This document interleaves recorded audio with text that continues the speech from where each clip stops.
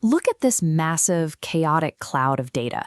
Test scores, rainfall amounts, weekly wages. To make sense of all these numbers, we need a single, typical value to represent the entire set. We do this by sorting the data into three distinct tools: the mean, the median, and the mode. The mean is the share it equally total. The median is the exact middle of the pack, and the mode is simply the most popular value in the group.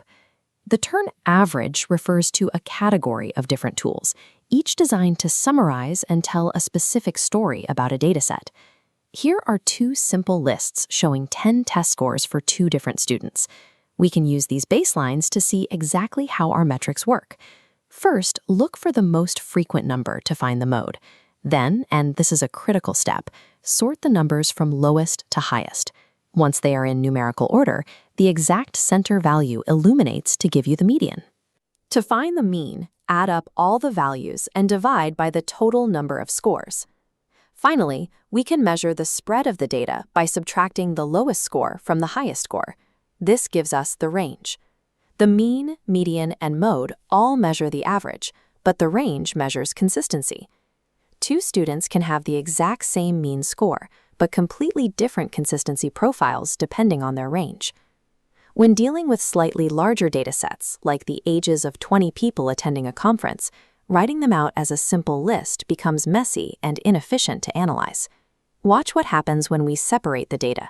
By taking the tens to form a vertical stem and branching the units out horizontally as leaves, we create a stem and leaf diagram. This structure instantly reveals the most frequent values. Your mode pulses right on the longest branch. From there, you can easily count inward from the highest and lowest leaves to pinpoint the exact median value in the middle. Grouping data structurally saves calculation time, and it immediately reveals the overall shape and distribution of the information. If you choose the wrong type of average, your results will distort reality. Imagine a company where most employees earn a standard wage, but one executive takes home millions. Because the mean requires adding up every single value in the set, it is highly vulnerable to distortion. When that millionaire's salary hits the scales, it violently tips the balance, dragging the mean far away from what the standard workers actually earn. Let's reset the scales and use the median instead. The median marker drops into the exact center of the standard workers. When the millionaire salary lands this time, the median ignores the extreme weight and refuses to move. The mean is easily pulled by extreme outliers. When you are analyzing highly skewed data, the median is the most reliable tool for discovering the typical value. This frequency table shows data for 505 cars leaving a shopping center. We've charted the number of people per car in the first column and how many cars matched that number in the second. The row with the highest frequency instantly gives you the mode. To find the median, take the total number of cars, add 1, and divide by 2. This gives us our target position, the 253rd car. By adding up the frequencies into a running total, we can track down exactly which group contains that middle car. Pause the video here. How would you calculate the total number of people in all 505 cars to find the mean? To get the true total, you have to multiply the number of people in the car by the frequency of that setup.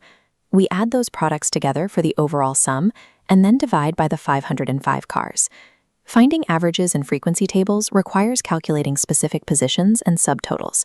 You cannot simply look at the raw numbers in the first column. Sometimes, data is grouped into continuous ranges. This table shows weekly pocket money grouped into intervals, like 1 to 2 pounds or 2 to 3 pounds. Because we only have a range, the exact numbers inside each group are hidden. This means we cannot calculate a perfect mean. We can only estimate it. We solve this by assuming every piece of data falls exactly in the center of its group. For the 4 to 5 pound range, we add 4 and 5 to get 9, then divide by 2 to generate a midpoint of 4 pounds and 50 pence.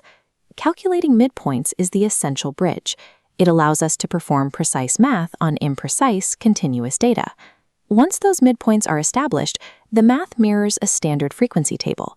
We multiply the midpoint by the frequency, sum the totals, and divide by the total frequency to yield an estimated mean of 3 pounds and 33 pence. Grouped data looks intimidating at first glance, but the underlying process is identical. You just have to build your own data points first. Let's look at this 4-quadrant grid to lock in the complete toolkit. The mode finds the most frequent. The median pinpoints the true middle of sorted data. The mean distributes the total share. And the range measures the spread. Use the mode for categories and popularity. Deploy the median when you need to avoid extreme outliers. Use the mean when you need an inclusive total. And check the range when you need to verify consistency. Calculating the numbers is the first step. The real skill lies in selecting the specific metric that reveals the most accurate version of the truth.